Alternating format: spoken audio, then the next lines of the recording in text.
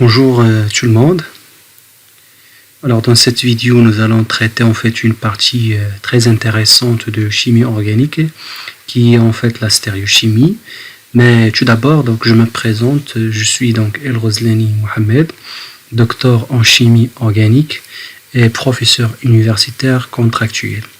Alors donc ce cours qui traite une grande partie de chimie organique 1 a pour vocation, ou bien donc il est dédié particulièrement aux étudiants donc au niveau licence dans les facultés des sciences et également pour les étudiants dans les facultés de médecine et de pharmacie. Alors donc pour traiter en fait ce cours là, donc j'ai préparé soi-disant donc un schéma donc global qui traite les différents axes principaux dans cette partie. Je commencerai donc tout d'abord par la première partie, ce qu'on appelle donc l'isomérie. Donc tout d'abord donc comme définition pour en fait connaître qu'est-ce que ça veut dire l'isomérie. Alors les isoméries sont des espèces chimiques de même formule vrite, mais qui diffèrent en fait par l'ordre de la nature des liaisons. Dans ce cas, on parle des isomères de constitution, ou par la disposition en fait des atomes dans l'espace. Dans ce cas, on traite la deuxième partie, ou bien on parle de la stéréoisomérie. Donc nous allons voir en fait qu'est-ce que ça veut dire donc l'isomérie de constitution et c'est quoi la stéréoisomérie qui constituent donc les deux axes principaux de la isomérie. Alors pour l'isomérie de constitution, donc pour son nom l'indique, c'est construire quelque chose, mais je vais donner donc une définition soi-disant scientifique qui traite et qui permet en fait de bien comprendre l'isomérie de constitution. Alors on appelle isomère de constitution deux molécules qui possèdent quoi? La même formule vrite, mais ayant bien sûr donc des formules donc développées plein différentes. Les isomères également donc et présentent des propriétés soit chimiques ou bien physiques ou biologiques très différentes.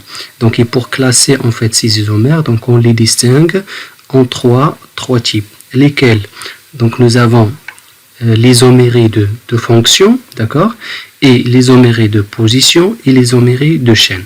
Donc chaque élément donc a des propriétés physico-chimiques et biologiques et chimiques très importantes. Alors je commencerai tout d'abord à traiter c'est quoi l'isomérie de fonction.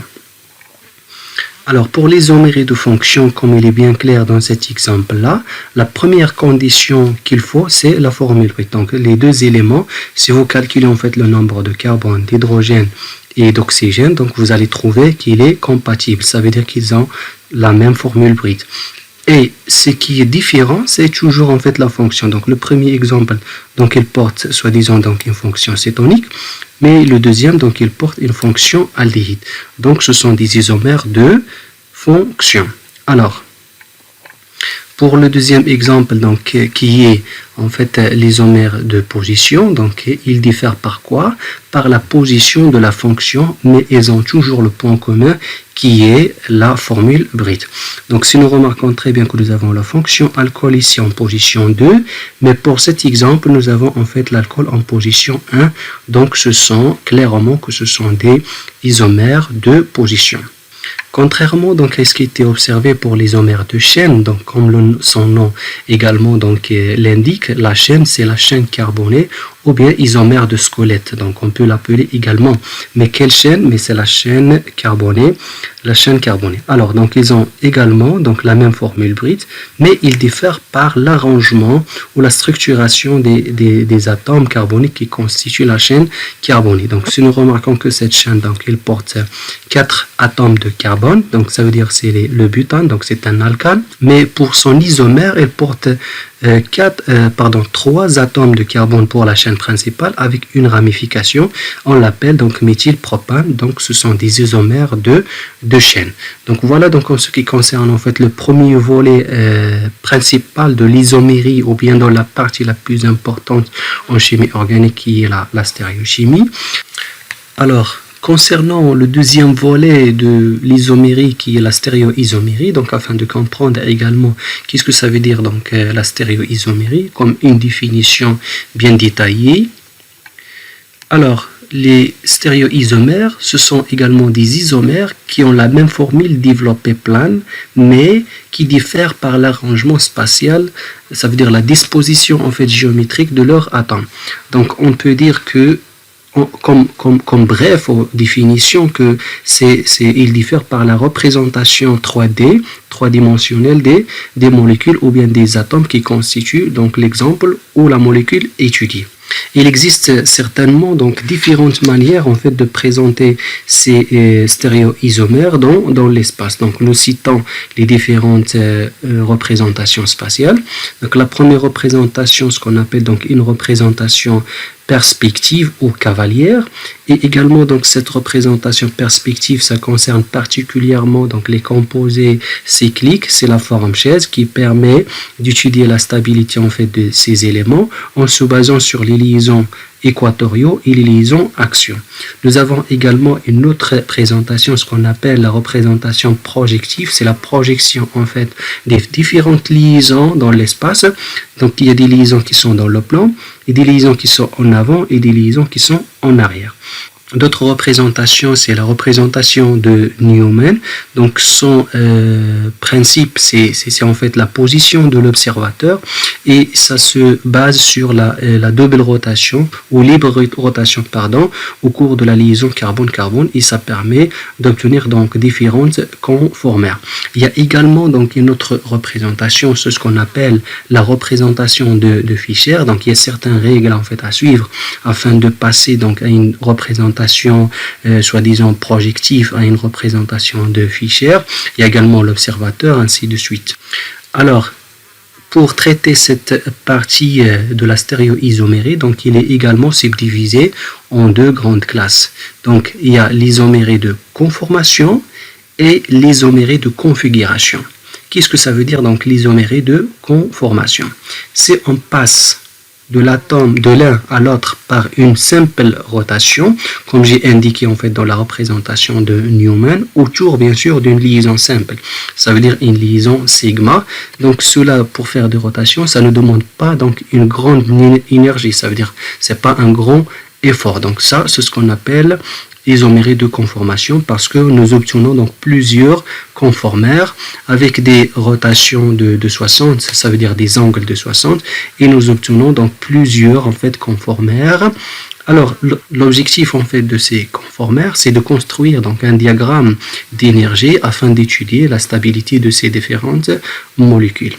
Mais pour le deuxième volet qui traite donc l'isomérie de configuration, pour définir en fait également donc ce terme, ce sont des molécules qui ne sont pas superposables, d'accord? Ce sont des espèces isolables qui possèdent des propriétés physico-chimiques différentes pour passer d'une configuration bien sûr à une autre. Donc il faudrait quoi? Il faudrait rompre des liaisons, casser ça veut dire des liaisons, ce qui demanderait beaucoup d'énergie. Donc dans cette catégorie là, donc ça nécessite vraiment un effort pour trouver donc pour passer soi-disant d'une configuration à une autre.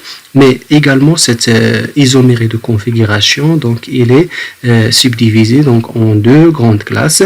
Le premier c'est les énantiomères, et il y a également les diastéréoisomères. Alors en ce qui concerne donc l'énantiomérie ou bien l'énantiomère, comme définition, donc un ou plusieurs carbones asymétriques, ça veut dire je peux parler des énantiomères à partir d'un seul carbone asymétrique et plus. Et comme définition, donc l'un est l'image de l'autre, mais ne sont pas superposables. Donc l'un est l'image de l'autre, mais ne sont pas superposables. Donc pour bien éclaircir en fait cette définition, je pourrais donc traiter donc un exemple très bien clair, c'est la chiralité. Dans ce cas, je parle de la chiralité. Il y a plusieurs en fait objets dans le corps humain qui sont chirales. Donc à titre d'exemple, c'est la main droite et la main gauche. Donc l'un est l'image de l'autre donc à travers un miroir, mais ne sont pas superposables, ça veut dire qu'ils sont chirales. Donc l'autre exemple ici, si vous voyez, c'est très bien, donc un carbone asymétrique, ça veut dire quoi un carbone asymétrique qui porte donc 4 atomes différents. Donc l'un est l'image de l'autre également, mais ne sont pas superposables. Je pourrais indiquer en fait dans cet exemple pour les carbones asymétriques, l'un est l'image de l'autre, ça veut dire l'un il porte une configuration R et l'autre il porte une configuration S. Voilà en ce qui concerne donc en bref pour l'énantiomérie, mais pour la diastéréoisomérie, également comme définition très simple, ce sont des molécules comportent plusieurs carbones asymétriques et non image l'un de l'autre, d'accord? Donc dans la diastéréoisomérie, donc je peux parler de ce type-là d'isomérie de configuration à partir de deux carbones asymétriques et plus, d'accord? Alors nous avons également donc un autre type important qui entre dans la diastéréoisomérie, mais il est très connu sur une autre nomination, c'est les isomères géométriques, c'est les isomères éthyléniques de type Z et E et les isomères cyclaniques de type cis et trans. Alors donc pour l'isomérie éthylénique Z et E, donc je donne cet exemple-là. Donc si les deux groupements prioritaires, ça veut dire CH3 et COOH, sont du même côté de l'axe de la double liaison. Donc sont du même côté de l'axe de la double liaison. Il s'agit donc de l'isomérie Z, d'accord? Et si les deux éléments, par exemple, donc l'acide carboxylique COH et COH sont de part et de l'autre de la double liaison, il s'agit donc de l'isomérie E. Alors, mais l'ordre en fait, ou bien les différentes règles qu'on se basant pour classer ces éléments, c'est les règles C et P, donc en se basant sur le numéro, le nombre atomique Z. Alors donc voilà donc en ce qui concerne donc l'isomérie éthylénique de type Z et E, et pour le deuxième isomérie qui traite particulièrement les isomères cycliques 6 au 30, je donne cet exemple-là. Donc, si les deux substituants, ça veut dire donc le méthyle et le méthyle se trouvent du même côté, voilà, donc du même côté du plan défini, donc le plan défini par le cycle, il s'agit de la configuration 6. Et si les deux éléments et donc le méthyle donc en cette position et le méthyle également dans l'autre position se trouveront donc dans deux plans différents, définis bien sûr, donc le plan défini par le cycle. Dans ce cas, il s'agit de l'isomérie de type trans. Voilà en ce qui concerne en fait en bref tout ce que nous pouvons en fait décrire au niveau de la stéréochimie, et je vais essayer en fait de se préparer pour vous donner donc des exemples très concrets afin de bien comprendre donc les différents points ou les différents axes qui constituent donc la stéréoisomérie. Donc je vous souhaite une très bonne lecture et merci pour votre attention.